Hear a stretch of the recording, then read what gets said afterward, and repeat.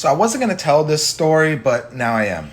Earlier in my life, somebody was voicing their concerns about having my children on a video or being filmed in my TikToks and just the dangers of the internet. We all know the dangers of the internet. But let me tell you what happened yesterday in real life, not the internet. So my wife and I and the girls were about to leave the house and I get a knock on the door. This is sometime in the afternoon and it's a little boy at the door. He's probably 7, 8 years old, and he was like trying to come into the house. And I'm like, hey, like, how are you? Can I help you? And he was like, kept repeating the same name. Like he was looking for a friend and he like kept repeating it.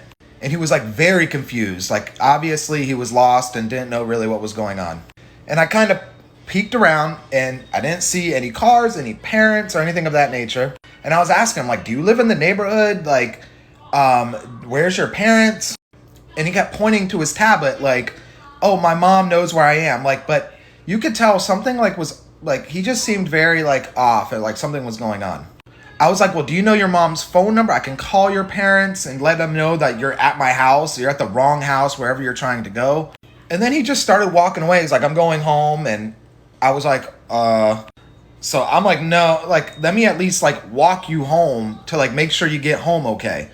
And he seemed a little bugged out that I was like trying to walk him home. So I stood like maybe 10 feet away on the road and he kept walking and he kept walking about 10 minutes away from my house. So sure enough, he walked up to a house, he opened the door and went in.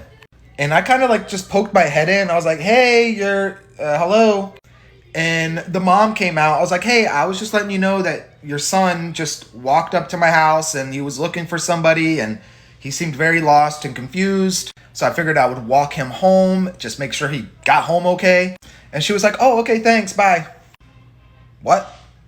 Like, where is the level of concern here? Like, and I turned around and went home and I was just kind of like in disbelief that like, there wasn't like really any big reaction. It was just kind of like, oh, okay, like no worries.